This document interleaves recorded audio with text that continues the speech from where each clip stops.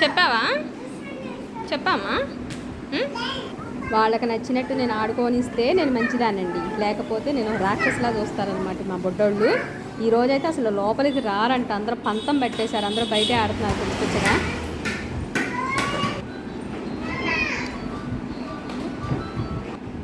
అంటే చెప్పులు వేసుకుంటే ఇంటికి పంపిస్తాను అనుకుంటున్నావా? వేసుకో. ఏం చేస్తున్నా? బట్టలు తడుపుకుని ఎందుకు తడుపుకున్నా? ఎందుకు తడుపుకున్నావు? రా పెట్టేసిరా, వచ్చే పెట్టాయి.